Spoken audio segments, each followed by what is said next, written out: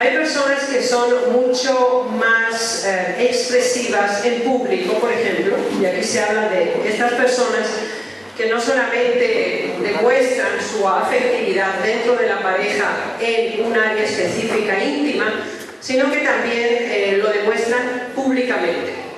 Entonces, aquí el testimonio nos analiza que obviamente hay distintos tipos de pareja. Unas son, pues demuestran más y otras menos. Estamos hablando a nivel público, ¿sí?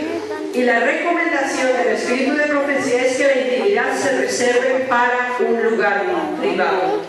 Así que, de acuerdo a los principios del espíritu de profecía, demostraciones excesivamente efusivas no corresponden en un área pública y debe reservarse a un lugar íntimo.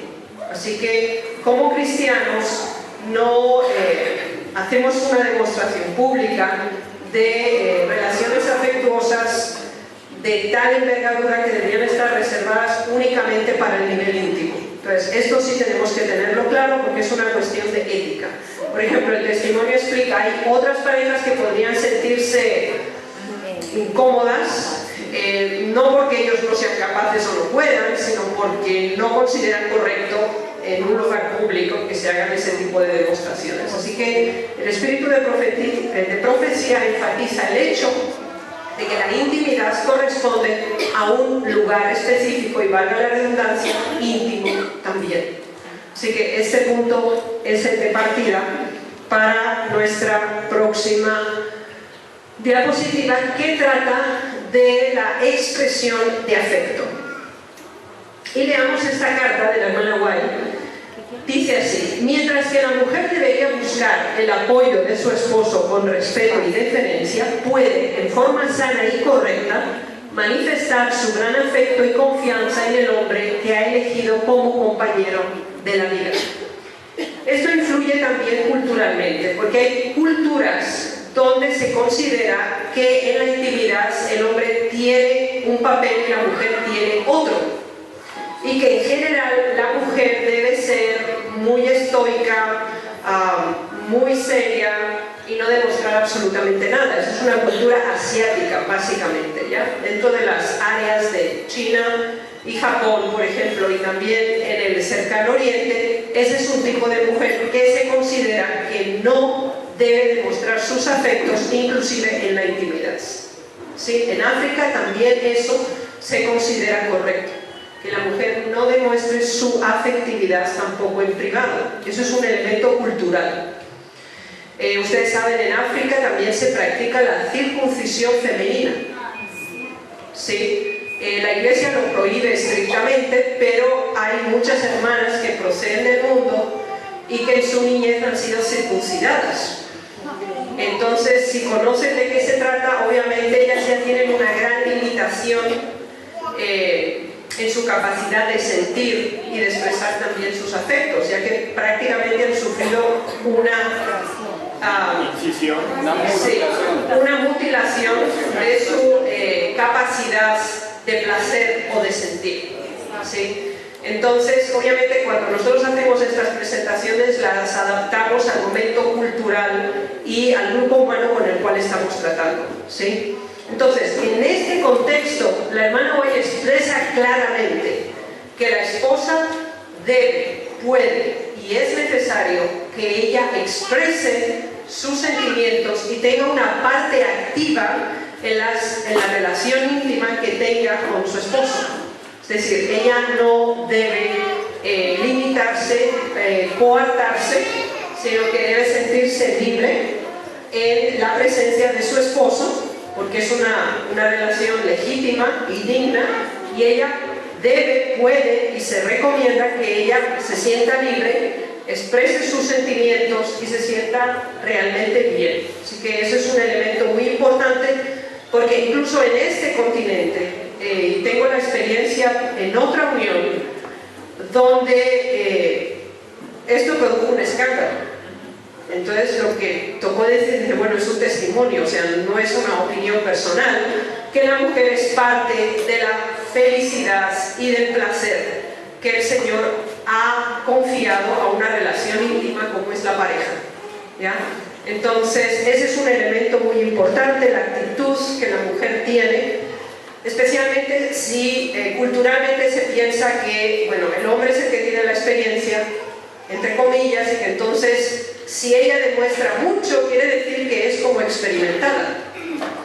¿Sí? Entonces, esto me lo comentaba en una reunión, dice, mira hermana, nosotros nos gustaría demostrar más, pero si demostramos más, los esposos nos dicen, ah, sí, ¿tú cómo aprendiste esto?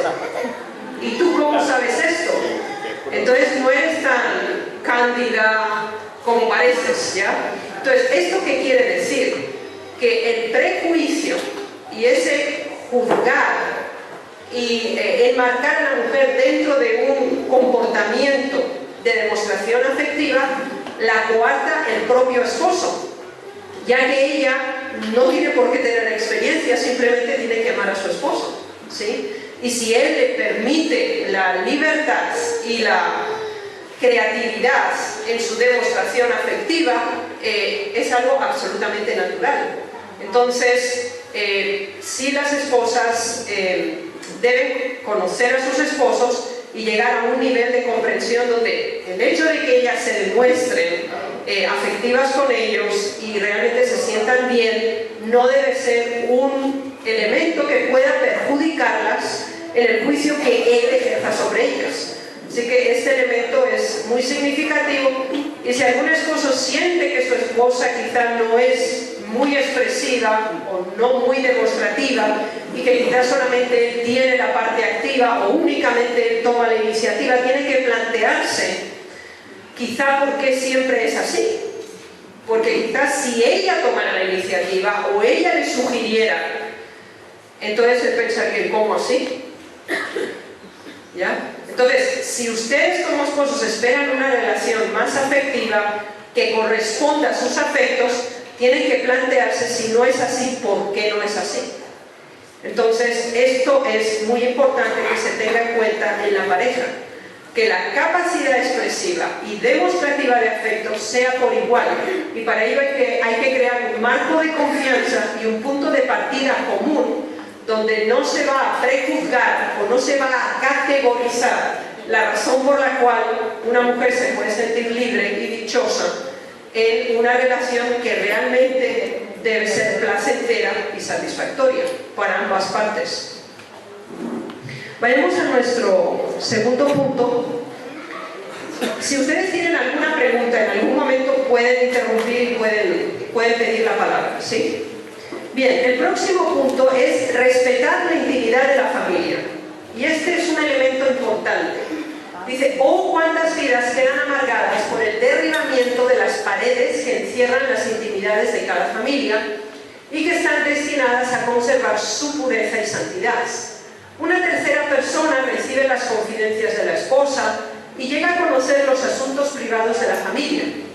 Esto constituye la estratagema de Satanás para enajenar a los esposos. Ojalá esto cesase.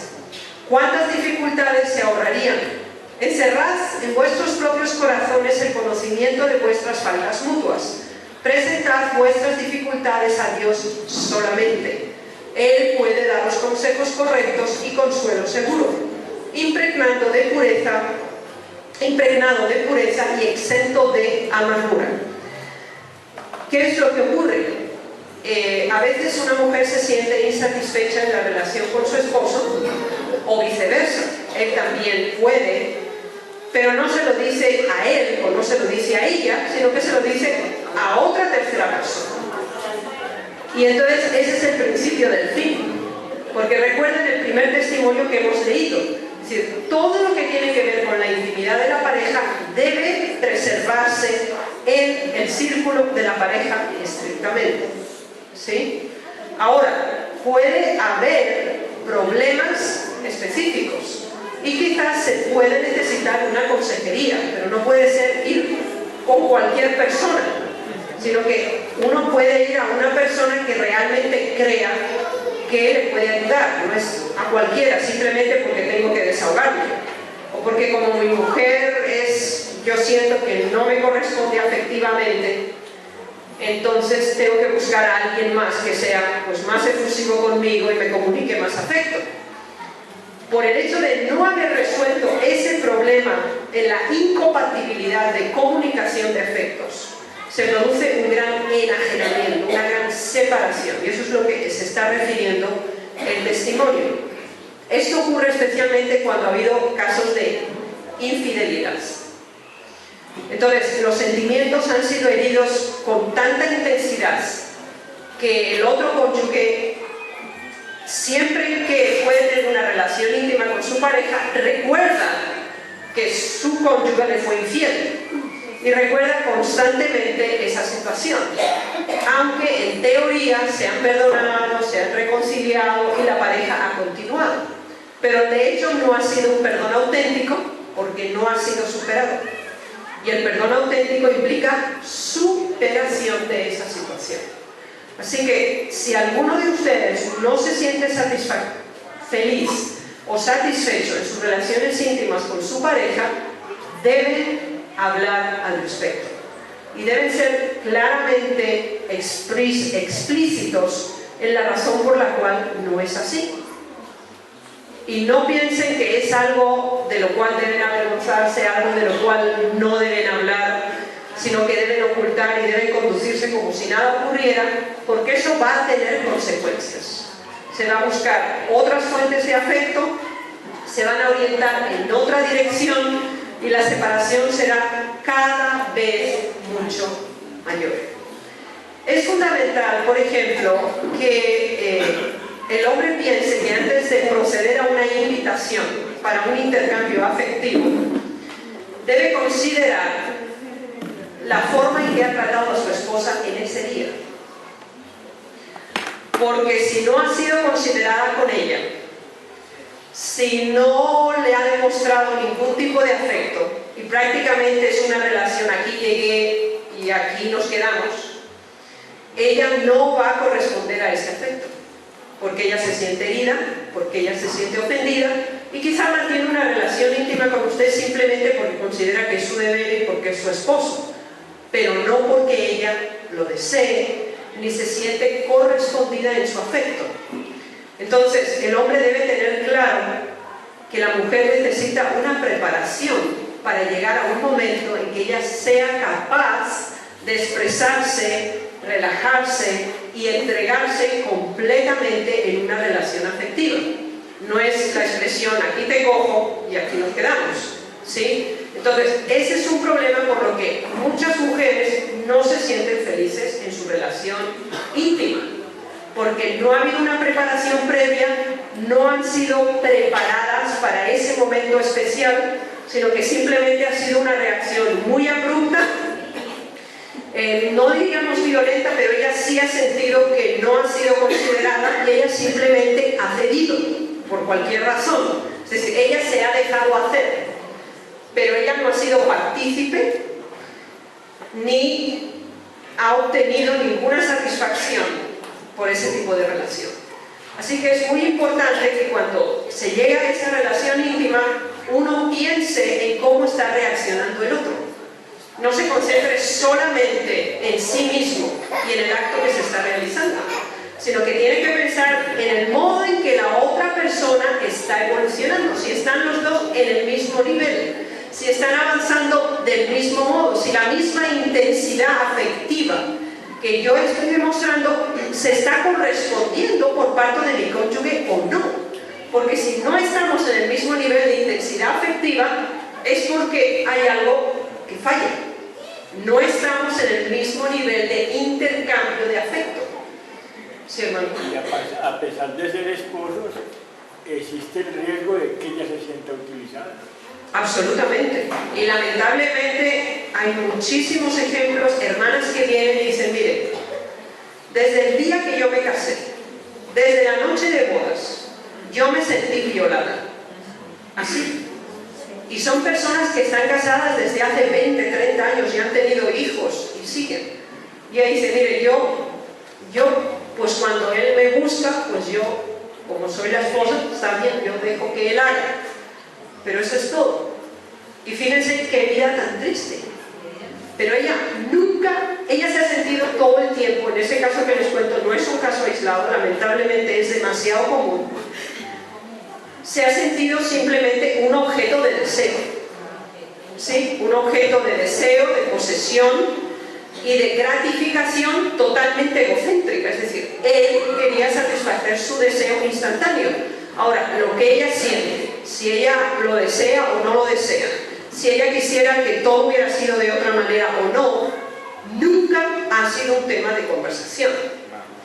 Y obviamente ella, considerando la forma tan posesiva y animalística del comportamiento de él hacia ella, pues obviamente nunca se ha atrevido a tener esa conversación con él.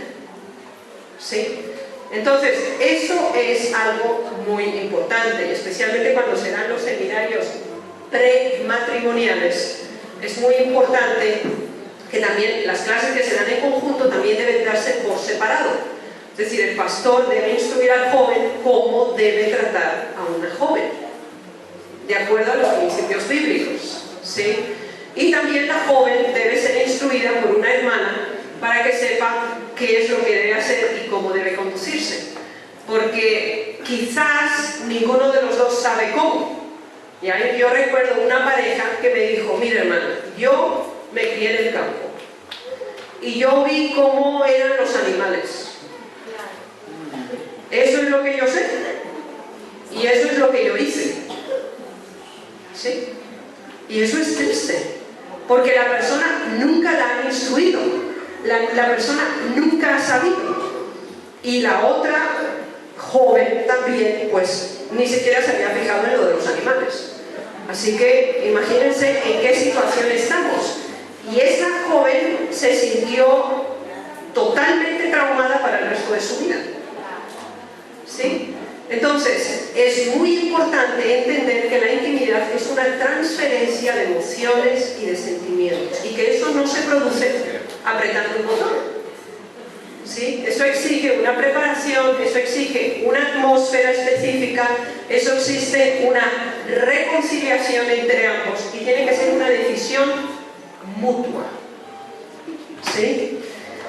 Y, como insistíamos, ese elemento debe ser estudiado y considerado por ambas partes. Así que si alguien aquí no se siente o no se ha sentido a lo largo de su matrimonio satisfecho, ni feliz, ni amado en una relación íntima, esto debe significar un punto y aparte. Es decir, deben empezar a mantener una relación con su cónyuge partiendo del diálogo, diciendo, mira, desde la primera vez hasta hoy, sean 20 años o 30 años, yo realmente, para mí no significa nada. ¿Okay? No significa nada. Y lamentablemente yo estoy haciendo una estadística en una unión, y de aproximadamente 500 mujeres que yo entrevisté, y fíjense qué impresionante es esto, 450 mujeres de 500 no se sentían bien en sus relaciones íntimas con su esposo. Y eso es lamentable, hermanos. Eso es muy triste. ¿Ya? Y si una mujer no se siente feliz en una relación íntima, él tampoco lo es. Porque se convierte simplemente en un acto netamente biológico, pero no en un intercambio emocional, sentimental y afectivo. ¿Sí?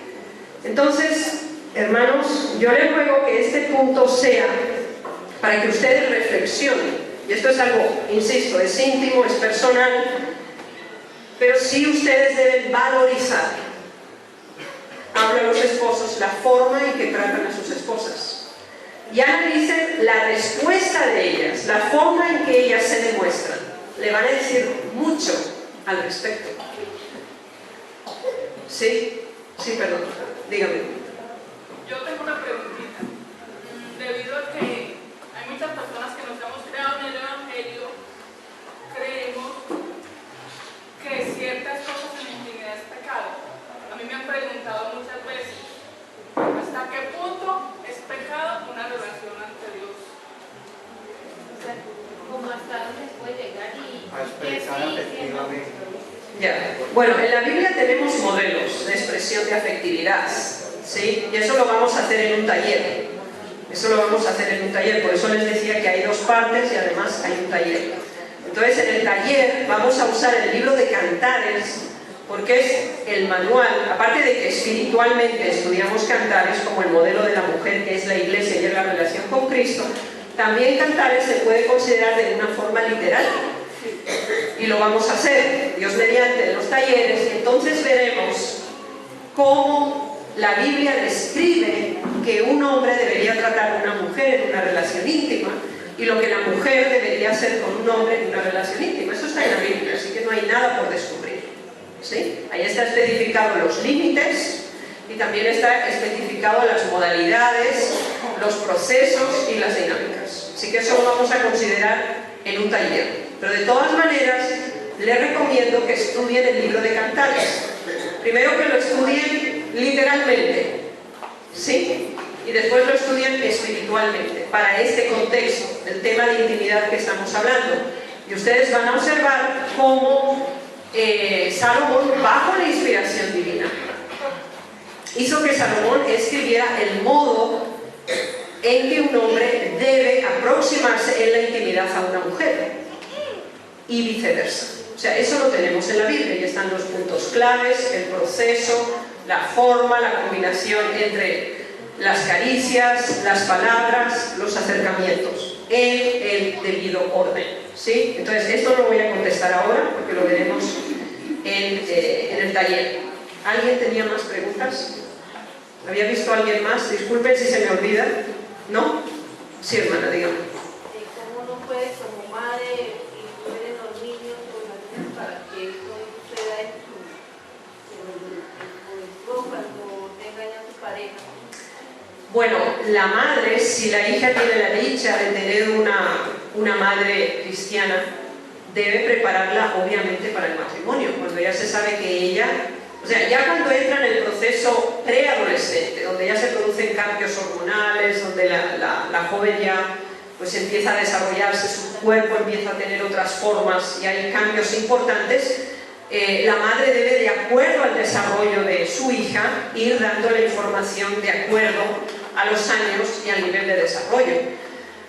Obviamente también para prevenir embarazos adolescentes o cualquier tipo de relación que no correspondería. Entonces, obviamente la madre es la encargada directa de asesorar a sus hijas y obviamente los padres deberían asesorar a sus hijos del modo que deben tratar a una muchacha, los límites mientras no están casados y cuando estén casados.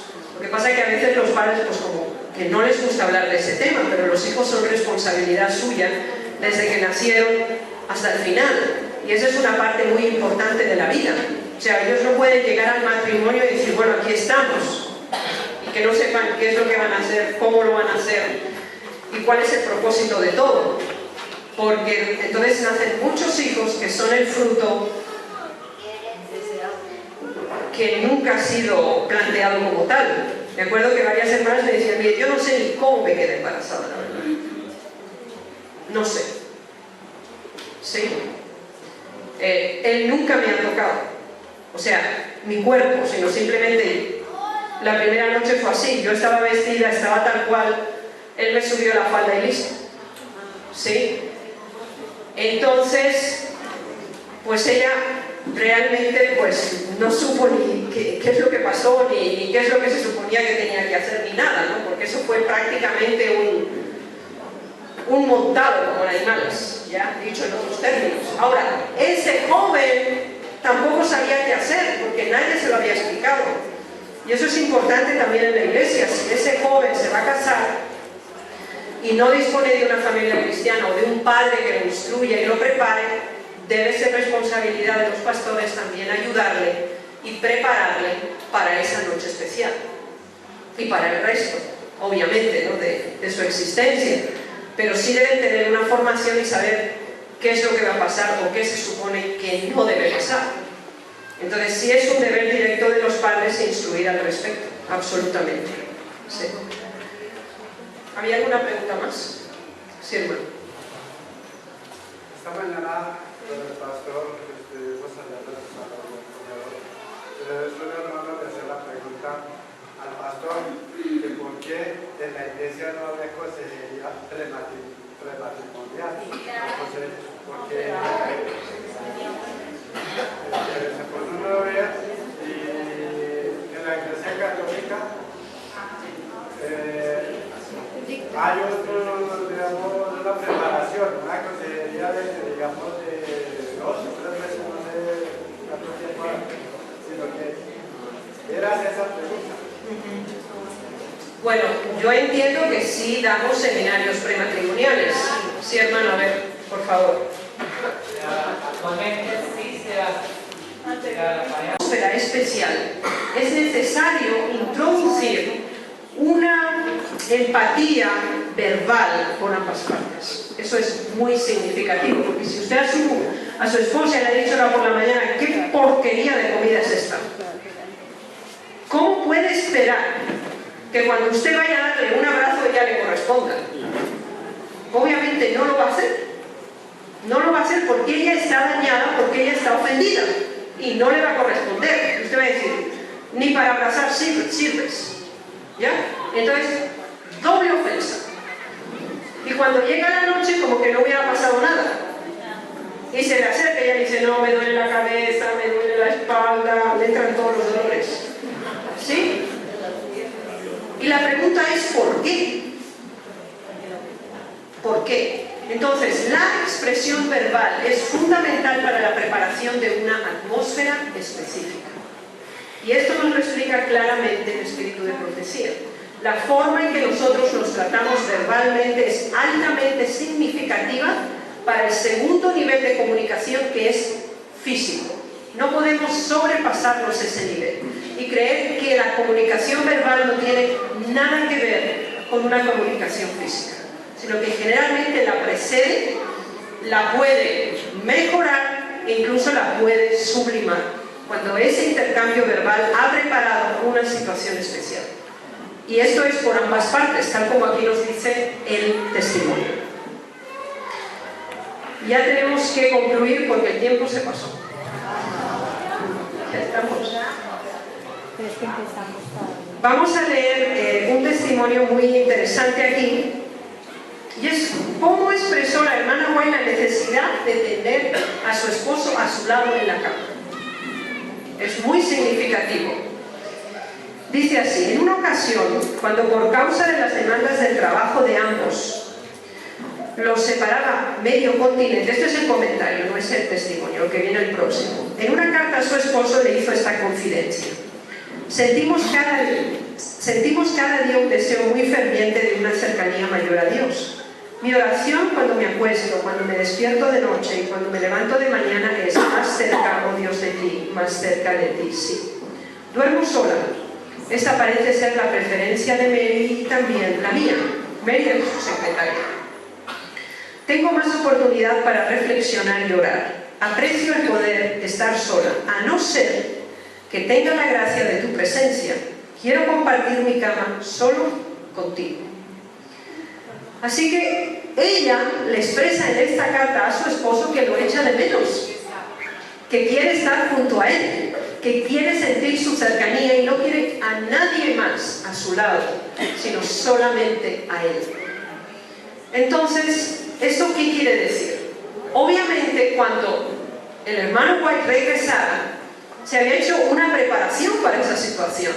Y realmente ella, en este caso, porque si leemos la carta, que no está aquí incluida, pero él contesta esa carta, y él le contesta: yo anhelo que llegue ese momento. ¿Sí? Entonces, ¿qué pasa?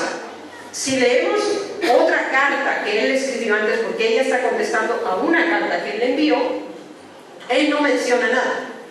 Entonces, en este caso es ella la que ha tomado la iniciativa y se lo dice. Y él le contesta y dice: bueno, yo anhelo ese momento en que podamos estar juntos de nuevo. Esto es significativo por el hecho de que en este caso es ella la que ha tomado la iniciativa y se lo dice en una carta. ¿Sí?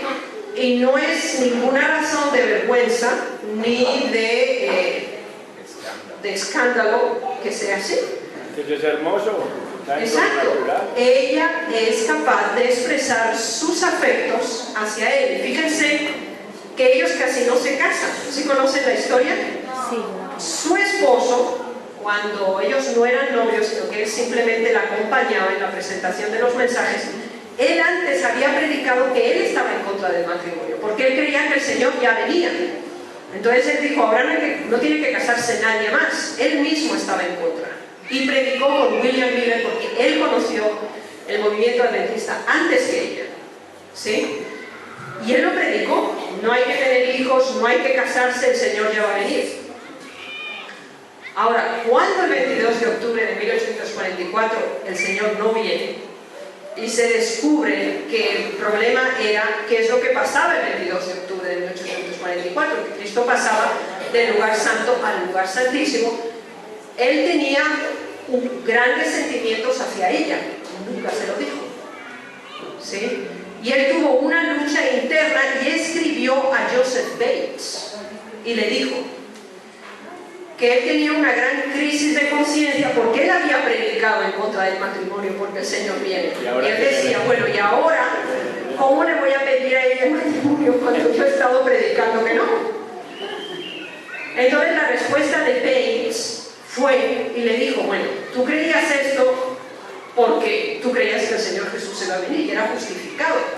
También el Señor Jesús puede venir muy pronto, pero eso no impide que tú puedas tener una vida en común y creo que son una pareja perfecta para el ministerio del Señor. Y entonces él procedió y le hizo una propuesta formal a los padres de ella y se procedió al matrimonio. Entonces vemos que si ellos venían de una situación como muy reprimida, es decir, no es que ellos pues eran muy liberales y por eso ella simplemente se lo dice, sino que realmente habían pasado por una situación donde ambos se habían planteado que nunca se iban a casar. Ambos, ¿sí? Considerando que él era bastante más mayor que ella, ¿sí? Pero ella expresa el anhelo y el deseo que tiene de estar con él.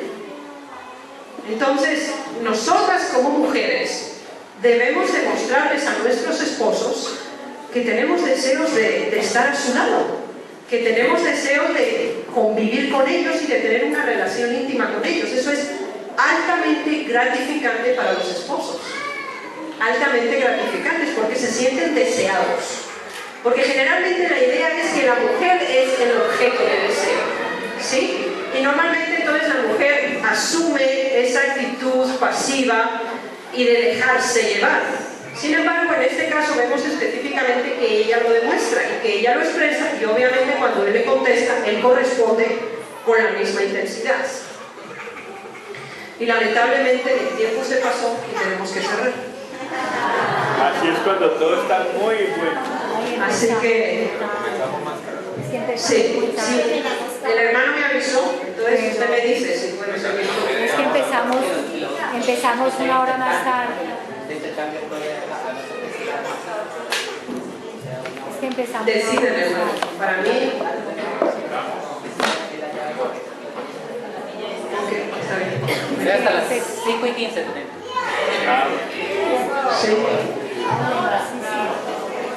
Sí, porque empezamos una hora más tarde.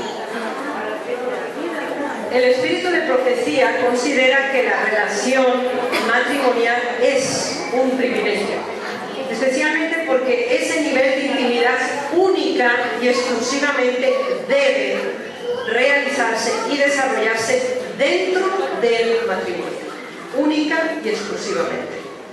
Entonces tenemos dos citas aquí, nos dicen, ellos, los cristianos que se casaron, debieran considerar debidamente el resultado de cada privilegio de la relación matrimonial y el principio santificado debería ser la base de toda acción. Así que cuando se procede a una relación íntima debe ser de mutuo acuerdo, debe estar planificada, es decir, deben estar preparados ambos para esa situación. No tiene que ser un fruto de la casualidad, sino que debemos ser conscientes que en ese momento en el cual nosotros nos unimos en el vínculo más estrecho y más íntimo que ningún otro ser humano pueda tener, debemos tener la certeza que tenemos la bendición de Dios. Y recuerden otras citas donde dice que los ángeles acompañan el lecho nupcial de la primera noche, para observar el tipo de relación y la forma de trato que van a tener esas dos personas. Eso significa que no es simplemente el fruto de un instinto de posesión, sino que es el fruto de la expresión máxima del amor nacido de Dios. Y por lo tanto va a ser una relación que está basada no en una emoción, en un impulso o un instinto, sino en un principio claramente específico por cada uno de ellos de expresar y de entregar con lo máximo de sus afectos a la otra persona. Y por eso el testimonio nos dice que es un principio de santificación. Porque el tipo de relación y la categoría de la relación íntima que nosotros tenemos demuestra nuestro nivel de espiritualidad. Eso lo va a demostrar la forma en que el esposo trata a la esposa, la forma en que la esposa trata al esposo y toda la dinámica y todo el proceso hasta que se llegue al punto álgido de esa relación íntima. Por eso es muy significativo que nosotros cambiemos nuestra percepción de una relación íntima. Vayamos al segundo párrafo. Las fortificaciones destinadas a conservar el carácter sagrado y privado de la relación familiar. Es decir, de hecho es el mismo testimonio, pero está en español, está en Joyas de los Testimonios y el otro está en Testimonios para la Iglesia, volumen 2. Una relación íntima de pareja está relacionada con el carácter y con el nivel espiritual de cada uno de los individuos. Así, eso significa que hay que crear un ambiente común, donde ninguna de las partes se sienta ofendida, ni se sienta forzada a ningún tipo de relación, de contacto o de modalidad afectiva que no corresponda a sus principios éticos. Y para eso tiene que haber una previa conversación y diálogo para saber en qué nivel nos estamos moviendo. Porque ustedes piensen por un momento en una joven que se ha criado en la iglesia, que tiene 22 años, que nunca ha tenido ninguna relación de ningún tipo con ningún joven. Después viene un joven del mundo que ha tenido experiencias, relaciones, yo qué sé cuánto, y contrae matrimonio con esta muchacha. Y obviamente a ella nadie la ha instruido, nadie le ha dicho nada, y él dice, bueno, ¿esto qué es? Sí, porque él espera otro tipo de actitud y otro tipo de comportamiento porque él ha tratado con otro tipo de mujeres. Y ella obviamente pues ni ha tratado con ningún tipo de hombre, ¿ya? Entonces, eso produce una gran tensión por parte de ella porque si nadie le ha instruido y nadie le ha dicho nada, tiene casi pavor y puede llegar a un estado de terror en el hecho de que se va a quedar sola con él. ¿Sí? Entonces, eso es realidad, no les estoy contando cosas imaginarias, ¿sí? Y para él puede ser algo totalmente insulso y sin ningún tipo de gratificación porque no corresponde a sus expectativas. Así que es fundamental establecer un punto de partida común. Y eso es básico. Yo recuerdo a un pastor que contaba que él se casó, ya fallecido, y él se casó con una joven de otro país, de otro continente inclusive, y durante las 3 primeras noches después de su matrimonio ellos no mantuvieron ninguna relación sexual consumada, porque él se dio cuenta que ella necesitaba muchas otras cosas, aunque él estaba dispuesto a llevar las cosas hasta las últimas consecuencias. Y ella me contó, siendo ya una anciana, que esa fue la mayor base de amor que él podía haber creado en su vida, porque le tuvo paciencia, porque le tuvo comprensión, y llegaron al 4.º día y pudieron consumar una relación que fue absolutamente satisfactoria, totalmente realizada para él, porque ella también estaba en el mismo nivel. Entonces, ¿eso qué quiere decir? Que si nosotros vamos a entrar en una relación íntima con una persona, tenemos que pensar en todo su pasado. en todo lo que esa persona tiene tras sí, si tiene bagaje, si tiene conocimiento, si sabe, si no sabe, qué tipo de cultura tiene. Todo eso influye muchísimo en la capacidad que esa persona tenga de expresión y capacidad de demostrar afectos. Y ese punto de partida es altamente significativo, que es el que nos está analizando aquí el espíritu de profecía. Sin embargo, aquí se nos presenta el otro extremo, que es el privilegio de llevar lo legítimo al exceso. En sí mismo no es pecado comer, beber o casarse y darse en casamiento. Era legítimo casarse en el tiempo de Noé y es legítimo casarse ahora.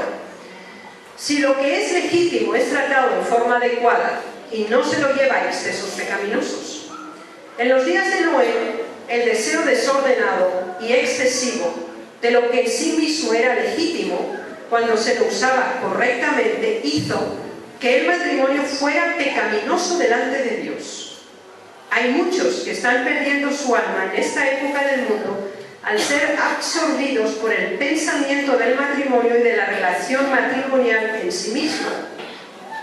Dios ha puesto a los hombres en el mundo y es el privilegio de ellos comer, beber, comerciar, casarse y ser dados en casamiento, pero solo es seguro hacer estas cosas en el temor de Dios.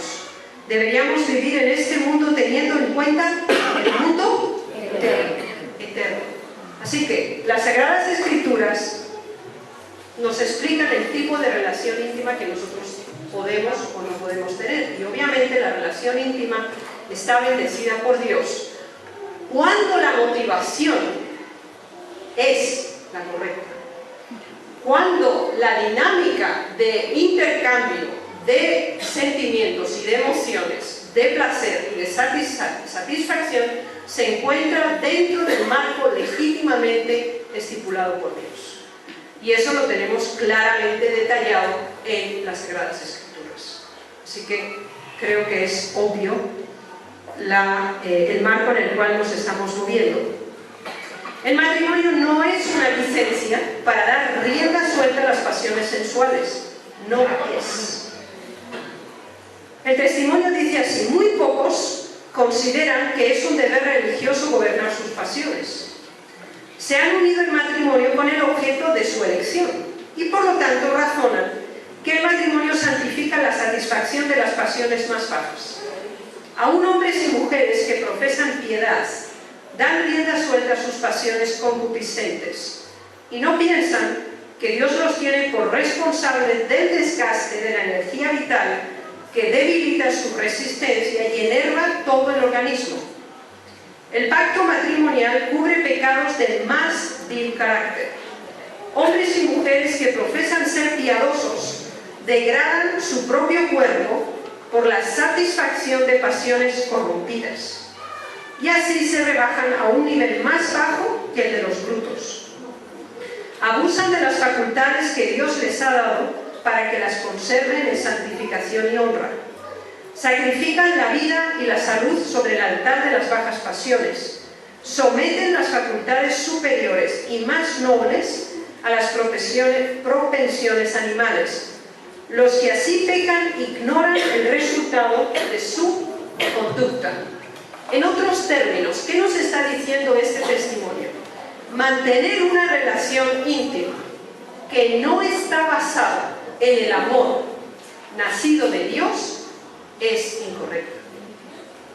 Si nosotros queremos tener una relación sexual con una mujer, hablemos de nuestra esposa, simplemente por lascivia, es decir, por la pasión del momento, sin considerarla a ella como individuo, sino solamente como el sujeto que yo puedo usar para satisfacer mi necesidad instantánea, eso se está convirtiendo en una baja pasión.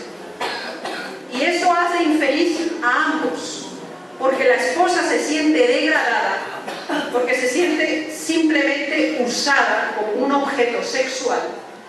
Y el hombre tampoco consigue una satisfacción completa porque siente que ella no corresponde. ¿Sí? Entonces, eso se llama los niveles de pasión más bajos. Mantener una relación íntima sin considerar al otro individuo como parte, sin estar basada en el amor que es nacido de Dios, en esa unión donde se encuentra el nivel más elevado de afecto. Y por eso debemos racionalizar nuestras relaciones. ¿Qué es lo que me atrae a mí de mi esposa? ¿O qué es lo que me atrae de mi esposo? ¿Cuál es la razón por la cual siento el deseo de estar con él o de estar con ella? Eso nos puede ayudar mucho a valorizar cuál es el motivo y el impulso de mantener una relación íntima. ¿Es porque realmente es un amor nacido de Dios o es simplemente un acto de instinto propio? Eso es muy significativo y sí debemos tenerlo en cuenta. Si nosotros reflexionamos acerca de esto, ambas partes llegarán, como en otro lugar dice el espíritu de profecía, al máximo nivel de afecto íntimo que ningún otro ser humano puede alcanzar, porque está basado en el principio que es nacido de un amor que ha sido dado por Dios y que tiene su expresión en una relación física y en una comunicación física de ese afecto, pero que está basada en el amor, la consideración, la sensibilidad, la ternura, el cuidado y la demostración afectiva hacia la otra persona. ¿Sí me he dado a entender? Gracias.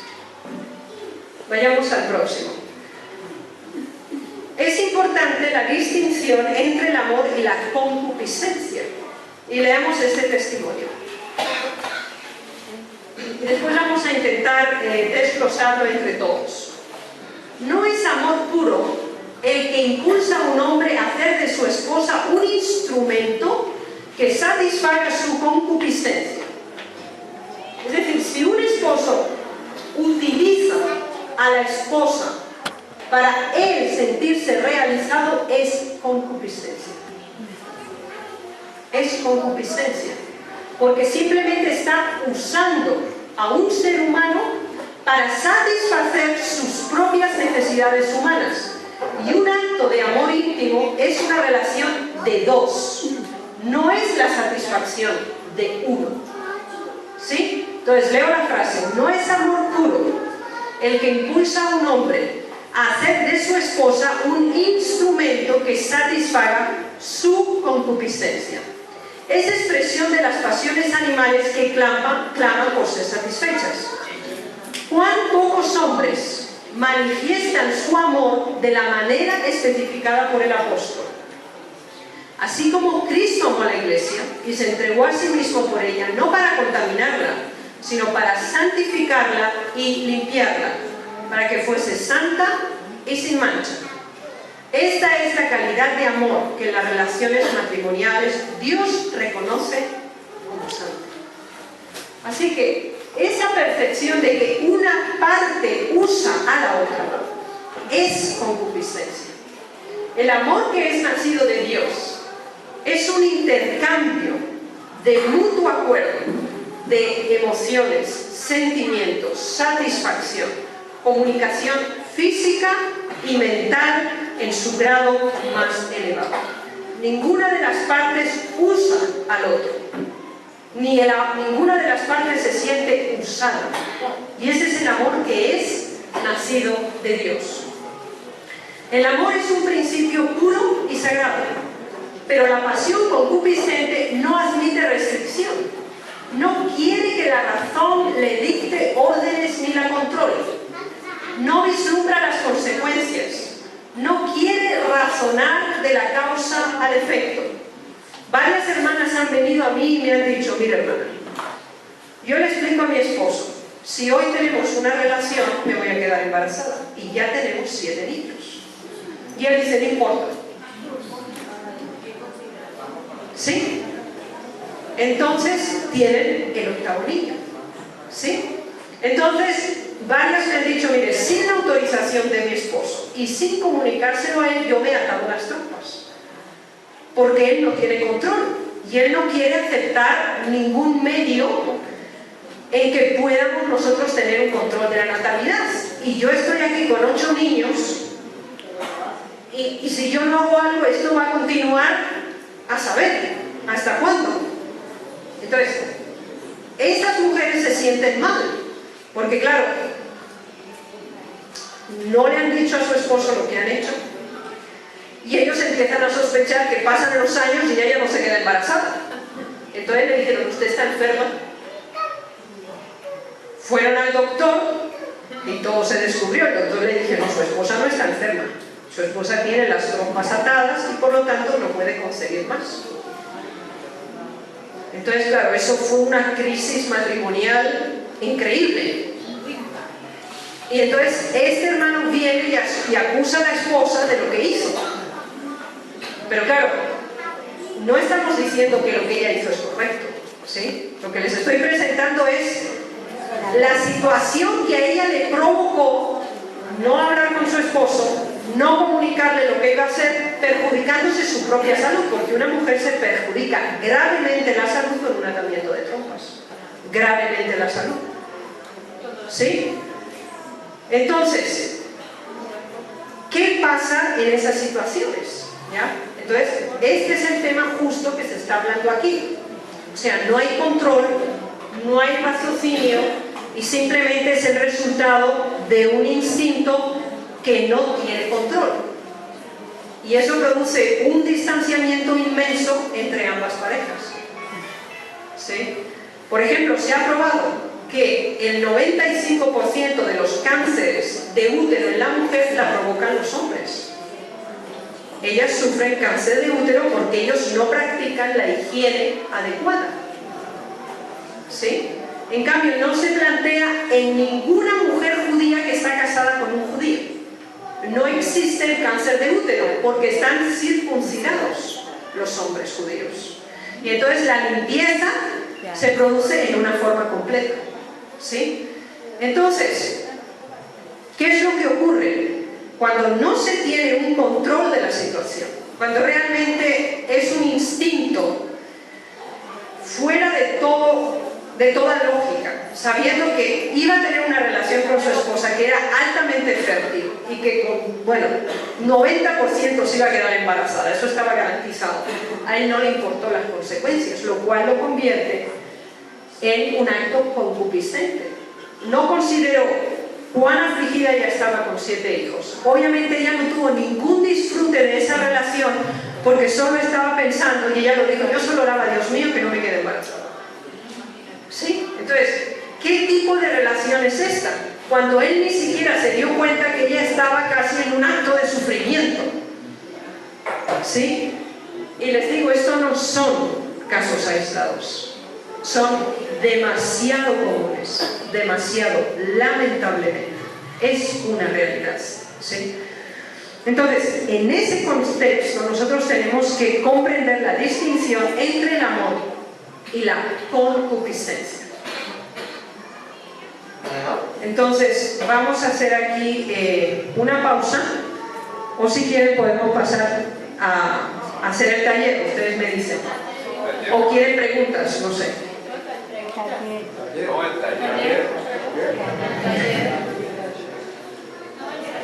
A ver, contestemos.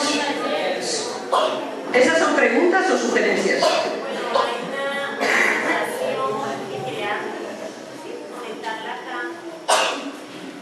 No sé si ese párrafo de esta profecía se está refiriendo también a aquellas propuestas sexuales que van en contra de los principios que eliminan su mundo. No sé si eso específicamente. También está dentro de ese contexto. Porque a veces creemos erróneamente que porque no debéis negaros uno al otro y porque yo tengo la obligación de servir a mi esposa, decir no, ¿hasta qué punto? No, y es no, por esta razón. Gracias. Porque te dejo la interrogante y complemento.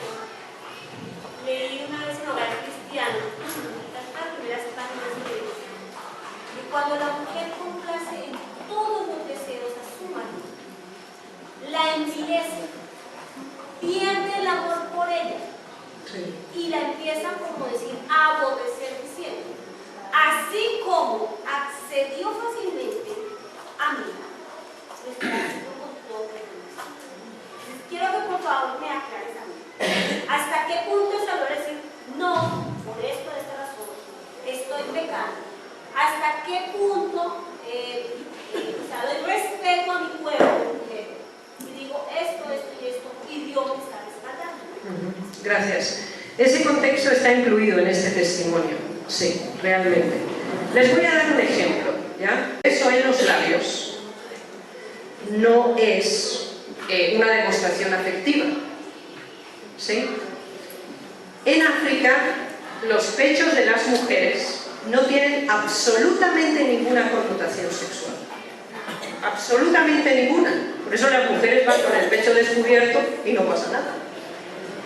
Porque no tiene ninguna connotación sexual. Entonces, esto está relacionado directamente con la cultura, ¿sí? Por ejemplo, en Japón, los pies tienen una connotación sexual que equivaldrían a los pechos femeninos en una cultura occidental.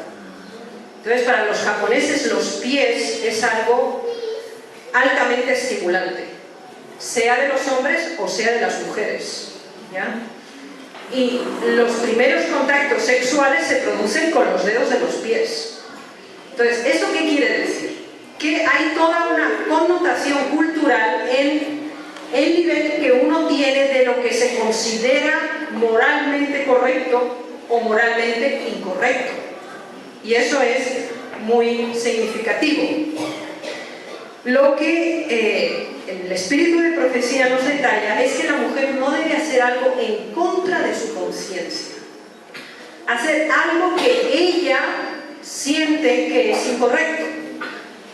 No debe violentar su conciencia por satisfacer a su esposo. Ese es el principio. Y obviamente eso varía de cultura a cultura, ¿sí? Porque en la cultura occidental, generalmente, insisto, por ejemplo, con el pecho de las mujeres, los senos, ¿ya? Tienen una connotación muy importante y eso se ve en los letreros, en los calendarios pornográficos. Eso es el elemento más sugerente. Y de ahí también el aumento de toda la especie de cirugía en las mujeres para el aumento de los senos. Porque obviamente son conscientes que es un estímulo y un atractivo altamente significativo para hombres que viven en una cultura determinada, ¿ya?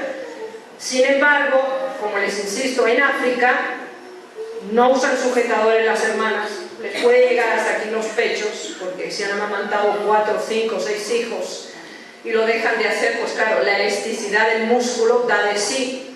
Y eso no tiene absolutamente ninguna connotación, no significa nada. Ahora, el principio es, una mujer no debe hacer nada que considere que es una violentación de su conciencia. E insisto, eso influye con la cultura, ¿sí? En ese sentido, por eso, por ejemplo, uno está en África, en un culto, y las hermanas están aquí y ellas, ¡pum!, se sacan el pecho fuera ahí enfrente.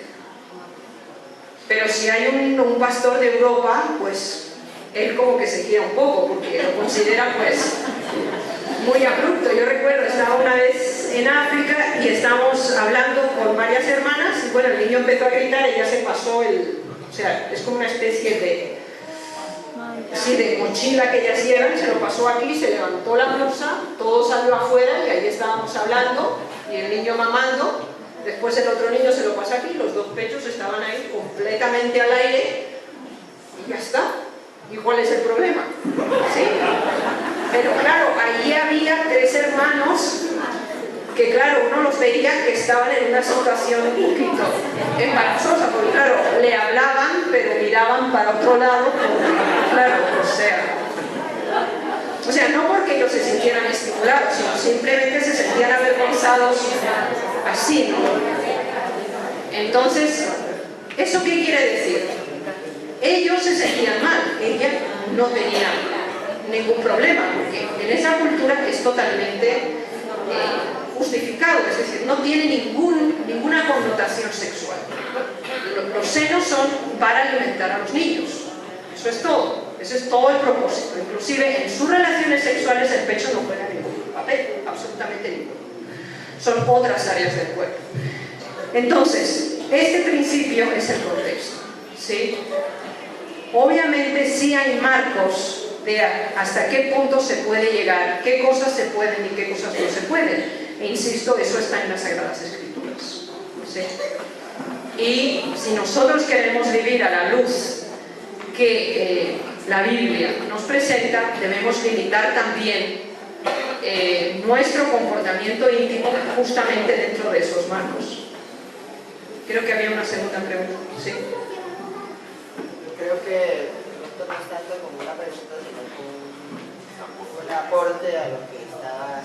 Yo creo que dentro de la parte de la pregunta de la hermana es bueno que también como cristianos podamos madurar específicamente para el hombre, porque la pregunta es de la mujer, porque siempre nosotros como los hombres en el machismo que manejamos a veces tratamos de pasarnos que es la exigencia que están preguntando, y como estamos en una cultura que ha afectado mucho la pornografía y a veces hemos tratado de dejarnos afectar por esa parte, entonces llegamos a manejar cosas que no deberían manejarse dentro del cristianismo, ¿no? Dentro de posesiones anormales, digámoslo así, y partes dentro de la parte sexual que ya se podría ver como un desenfreno y no como algo normal. Entonces eso sería de lo que nos estaría hablando también como pasiones bajas o pasiones que no estarían de acuerdo para un cristiano, ¿no? Como por decir algunas personas que se oye hablar a nivel del mundo, que no debiera oírse a nivel del cristiano, seguramente, pero a nivel del mundo a veces en la consejería se puede oír como el sexo oral, que es exigido por algunos hombres, que eso no debería existir. Entonces eso no debe, teniendo en cuenta de que cuando hablamos del sexo oral es hablar también del sexo en el sentido psicológico, es hablar de él, eso no sería un pecado hablarlo. Pero cuando se trata de otra parte, que es el uso literal, sería un pecado totalmente y no debería usarse dentro del ámbito cristiano en ninguna forma en que el sexo se muestre como algo indecoroso y que no esté Dios, digámoslo ahí, dentro de esa relación. Gracias. El libro de Cantar de los Cantares, yo creo que tenemos que proceder con eso, porque ese es un interés muy grande. ¿Qué se puede, qué no se puede? Entonces, yo creo que es más recomendable, porque básicamente todas las preguntas están girando sobre esto. No, hermano Raquel, porque es que Hebreos 13:4 dice claramente: honroso sea en todos el matrimonio y el lecho sin mancilla. Entonces yo creo que todos tenemos el interrogante, pienso yo, en cuanto a eso, y si el libro de Cantares nos da la claridad. Así es. El libro de Cantares nos lo da completamente. Ana, una última. Sí, diga. Es que también tiene que usarse el sentido común. Yo tengo esta opinión. El Señor formó la parte sexual y la llenó de placer, porque el hombre es tan perezoso que si no hubiera ese placer, la tierra no había podido ser poblada. ¿Me van entendiendo? O sea, el sexo tiene que tener ese atractivo para que el hombre cumpla la función del propósito de Dios. Y el sentido común le dice a uno cuáles son los órganos del cuerpo que funcionan correctamente para esta función. No creo que la boca tenga nada que ver con la producción y que hayan más niños. Entonces, es una opinión colateral que estoy haciendo. Entonces, es cuestión de sentido común, cada uno en su conciencia. Bien, entonces vamos a ir al taller, porque creo que así contestamos muchas preguntas. Así que este es el taller de relación, que lo tenía que hacer mi esposo pero bueno, como ya estamos un poco fuera de línea, vamos a proceder con este.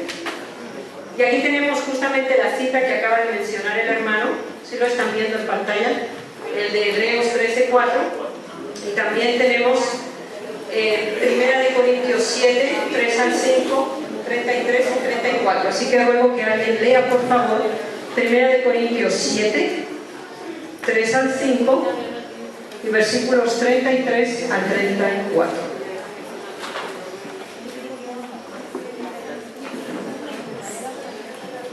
¿Quién lo puede leer, por favor?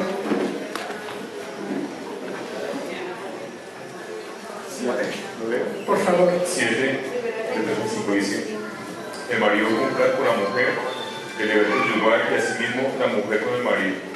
La mujer no tiene potestad sobre su propio cuerpo, sino el marido, ni tampoco tiene el marido potestad sobre su propio cuerpo, sino la mujer. No os neguéis el uno al otro, a no ser por algún tiempo de mutuo consentimiento, para ocuparos sosegadamente en la oración y volver juntados en uno, para que no se os tiente Satanás a causa de vuestra incontinencia. Gracias. Así que tenemos estas dos citas, la de Hebreos 13:4 y 1 de Corintios 7 como antecedentes, y ahora nos vamos a ir al libro de Cantares. Bien. Vamos a considerar, yo creo que todos vayan a Cantares capítulo 1. Y si ven en pantalla hemos hecho 2 columnas. Entonces, basado en Cantares capítulo 1, o sea, los puntos que tienen 1, 2, 3, 4 son los puntos, los versículos son los números que están después. Entonces, Cantares 1, 10 son los apelativos para ella que proceden de él, ¿sí? Son los apelativos que él le da a ella, ¿sí? Entonces, en el versículo 10 dice: hermosas son tus mejillas. Versículo 10, hermoso tu cuello. 15, hermosa amiga mía, he aquí eres bella. 15, tus ojos son como palomas. Este es el antecedente. Esta es una preparación para una demostración afectiva. El preámbulo, correcto. Entonces aquí nos damos cuenta de que son varios elementos los que él enfatiza en su demostración afectiva hacia ella. Entonces son sus mejillas, son su cuello, enfatiza su belleza general y además sus ojos. Y esos son elementos muy característicos del rostro de una mujer, ¿sí? Sus ojos, sus mejillas, su cuello. Y son elementos que producen una gran sensación placentera cuando una mujer la escucha. Y además cuando siente la cercanía de él en un primer momento en su mejilla y en su cuello. ¿Sí? Entonces aquí tenemos el primer nivel de antecedentes. Sin embargo, es interesante que en el mismo capítulo de Cantares 1 no solamente está el apelativo que él le da a ella, sino también el apelativo que ella le da a él. Todo el tiempo el libro de Cantares es un diálogo entre el amado y la amada. Nunca es una relación única, siempre es de dos partes. Y siempre que él procede a hacer una demostración afectiva, ella da una respuesta, o viceversa. Así que veamos ahora en el mismo libro de Cantares 1, el versículo 13. Así que ella le dice a él que es como un manojito de mirra. En el versículo 14 le dice que es un racimo de flores. Y en el 16, he aquí que tú eres hermoso, amado mío y dulce. Fíjense en la comparación de los apelativos que él usa hacia ella y los apelativos que ella usa para él. ¿Qué es lo primero en que ustedes ven una diferencia? Pues ella lo que hace es comparar con algo hermoso, con algo dulce, con algo lindo. En cambio, él, pues los hombres son como más dados a la figura, ¿no? A la parte física. Correcto. Eso es muy importante. Él se refiere a partes estrictas de su cuerpo y los encontramos justo en este nivel. En un primer momento, después él ya hace referencia a su belleza genérica como cuerpo. Entonces, la descripción de él está relacionada siempre con algo fáctico, es decir, con algo que se toca, con algo que es real, con algo que él puede tener proximidad, sean sus mejillas, sean sus ojos, sea su cuello, siempre algo muy específico. Sin embargo, con la mujer es algo muchísimo más abstracto. Ella enfatiza el aroma, el olor, el sabor. Obviamente también enfatiza su belleza, pero en ningún momento hay ninguna parte del cuerpo específica que ella enfatice. Entonces, para ella es mucho más significativo la cercanía. Esa cercanía en que sientes su calor, en que sientes su olor, en que sientes su sabor, para ella es altamente estimulante. Se dan cuenta de los dos elementos que hay que tener en cuenta. Lo que para él es más estimulante y lo que para ella es más estimulante. No es lo mismo. No es lo mismo. Así que un hombre no puede tratar a una mujer como un hombre. ¿Sí? Porque lo que es estimulante para él no es en la misma proporción estimulante para ella. Mientras que él hace una referencia directa a elementos físicos, ella necesita el olor, ella necesita el sabor y ella necesita el calor. No imprescindiblemente tocar, pero sentir. Mientras que él sí necesita tocar.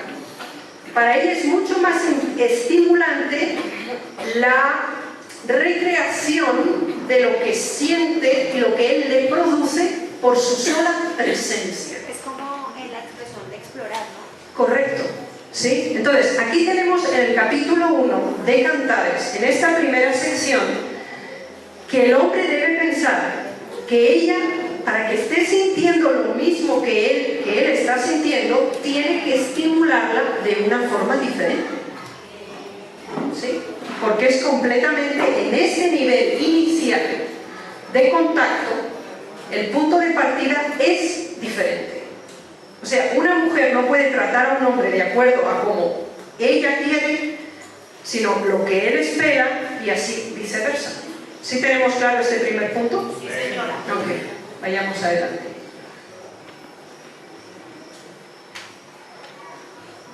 Vamos ahora al acercamiento. Y lo tenemos en Cantares, capítulo 2. Y ahora voy a requerir su colaboración. Porque, si se fijan, en la primera, nosotros siempre habíamos hecho la comparación entre los apelativos para ella, es decir, la forma en que él actúa, y después de ella hacia él. ¿Sí? Esto ha sido la primera parte. Y se le ha dado hecho. Pero cuando nos vamos a la segunda, entonces, en Cantares 2, esta columna corresponde a los apelativos para ella, es decir, lo que él hace hacia ella. Entonces, en Cantares capítulo 2, versículo 4, dice: y su bandera sobre mí fue su amor. Versículo 6, su izquierda esté debajo de mi cabeza y su derecha me abraza. Versículo 16, mi amado es mío y yo soy suya. Eso es como ella describe lo que está recibiendo de parte de él, de su amado. Y observemos el proceso, ¿sí? Entonces, ¿qué entendemos bajo la...? Porque eso es un poema, todo el libro es un poema, entonces obviamente tenemos que desglosar el sentido simbólico que está aquí. Entonces dice, y su bandera sobre mí fue su amor. ¿Qué significa esa declaración? La bandera es símbolo de conquista. La bandera es símbolo de conquista, es su cuerpo. O sea, ellos tienen ya un contacto físico, ¿sí? Ya tienen un contacto físico. Su izquierda esté debajo de mi cabeza. Ustedes deben imaginarse la escena. Entonces, están completamente compenetrados físicamente, porque él ha colocado su brazo izquierdo debajo de mi cabeza y su derecha, ¿qué? Me abraza. Entonces, ¿qué significa? Que ellos están completamente unidos físicamente. ¿Sí? Y esta es una figura poética tan excelsa y tan hermosa de cómo Dios describe ese momento de intimidad. Realmente son una carne en el momento. Así es. Y por eso ella exclama y dice, mi amado es mío y yo soy suyo. Entonces, imaginémonos la escena en nuestra mente donde él tiene el brazo el brazo izquierdo debajo de su cabeza, donde la abraza con el brazo derecho y la cubre completamente como una bandera. ¿Sí? Esa es una escena que cada uno puede tenerla representada en su mesa y por eso, en su mente, perdón, y por eso obviamos las ilustraciones, porque creemos que la representación y la explicación bíblica es la mejor. Entonces, imagínense la belleza de esta declaración. No produce ningún tipo de concupiscencia ni lascivia. Ni morbosidad. Se presenta en el punto más exaltado de la expresión del afecto, donde ella exclama: Él es mío y yo soy suyo. Y esa unión es completa y es absoluta. Un brazo por debajo y otro brazo hacia arriba. Sí, dígame. Esta versión dice el verso 4. Me ha llevado a la bodega y el pendón que enarbola sobre mí es amor. Ya, esa es mucho más evidente. Sí, exacto. He elegido esta porque es como mucho más poética y mucho más neutral. Y obviamente está claro el mismo mensaje. Sí, claro, está bien. O sea, la ilustración es la misma, lo que pasa es que aquí es mucho más evidente. Aquí está de una forma pues mucho más embellecida y mucho más poética. Entonces, observen y mediten por un momento cómo la Biblia expresa el momento de máxima unidad entre dos seres humanos. ¿Cuál es el sentimiento y la emoción que eso les produce? Un sublime, un sentimiento muy sublime. Correcto. ¿Sí? Muy sublime. Ahí está indicada la posición y la forma en que el Señor percibe el máximo nivel de entrega entre dos seres humanos. ¿Sí? Yo les recomiendo, aquí hay solo una selección de versículos, ¿sí? Entonces ustedes tienen que leerlo todo. Y lo más interesante es que lo lean juntos, ¿ya? Y que uno entresaque toda la mujer entresaque toda la parte femenina, ¿sí? Y el esposo entresaque toda la parte masculina. Y que entonces hagan paralelismos, como nosotros hemos hecho en la primera parte que ustedes han visto, ¿sí? Vamos adelante.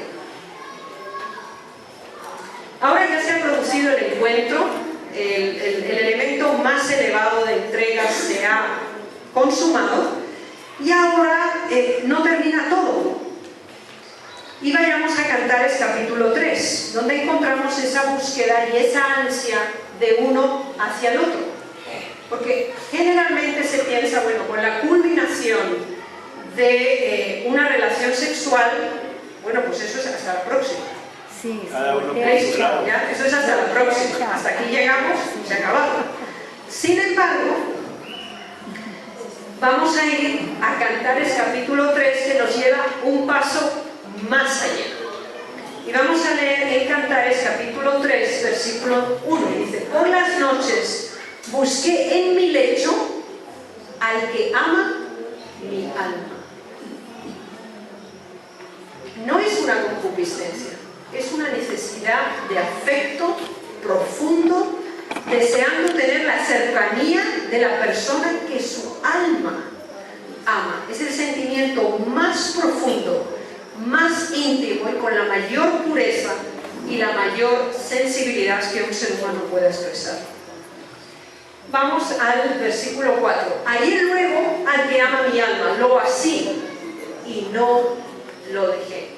Y en este caso es ella. ¿Recuerdan el testimonio que habíamos oído de la hermana Guay? En este caso de Cantares también es ella la que expresa sentir el calor, el sabor de su amado a su lado. Y le dice: busqué en mi lecho al que ama mi alma, donde están cifrados mis mayores afectos, mis mayores sentimientos y mis mayores emociones. Es decir, ella desea que se vuelva a repetir el acto de Cantares capítulo 2, porque fue tan hermoso, tan sublime, tan satisfactorio, que ella anhela que esa situación vuelva a reproducirse, lo cual quiere decir que ella se siente completamente realizada, completamente entregada a ese ser que su alma anhela. Y dice más: hallé luego al que ama mi alma, lo así y no lo dejé. Que no despertéis ni hagáis velar al amor hasta que quiera. Esta es una declaración interesante, porque lo que ocurre, y esto es una característica propia de las mujeres, es que sí usan a veces el sexo para conseguir cosas. Y eso es una concupiscencia por parte de las mujeres. En una forma muy indirecta, como tú no me has comprado la refrigeradora, digamos un ejemplo muy banal, ¿sí? No he conseguido lo que yo quería, entonces vete a dormir al sofá, por ejemplo, ¿sí? Lo usan como un elemento coercitivo, porque saben que él la busca y él quiere estar con ella. Y entonces lo usa como un elemento de obtención de otras cosas. Y eso es un acto de concupiscencia. Entonces, ninguna de las dos partes debe hacer velar el amor y convertirlo en algo que no era originalmente. Así que es muy importante, porque con el pasar del tiempo se puede convertir en algo que no debe ser, sino que debemos preservar esa declaración de Cantares capítulo 2 durante todo el tiempo. Vayamos adelante. ¿Dónde llegamos de nuevo? Al capítulo 4, que todo el capítulo 4 completo de Cantares es la forma en que él la describe. Porque ¿qué es lo que pasa? Que quizás en el proceso del noviazgo, pues el joven le escribe poesías, describe su belleza, sueño contigo, yo qué sé cuántas cosas, ¿sí? Y quizá en la primera parte del matrimonio también. Pero con el tiempo, lo que le dice: oye, mira, tú tienes mucha barriga. Y cuando yo te cojo por la cintura, aquí se encuentran muchas cosas que cuelgan por delante, por atrás, por los lados, ¿sí? Cosa que, aunque fuera verdad antes, no se lo hubiera dicho, ¿sí? Entonces, ¿qué es lo que ocurre? Con el tiempo se pierde el romanticismo y el refrescar esa descripción original y estimulativa que se hacía el uno al otro. En cambio aquí, de nuevo, desde el capítulo de Cantares 1, donde encontramos esa primera descripción verbal, hasta Cantares 4 ya se ha consumado el matrimonio, ya ha habido una relación afectiva completa, y ahora en Cantares 4 de nuevo se produce esa declaración verbal. Y vamos a leerla. En Cantares capítulo 4, versículo 1, dice: he aquí que tú eres hermosa. Perdón, amiga mía, he aquí que tú eres hermosa. Dos veces.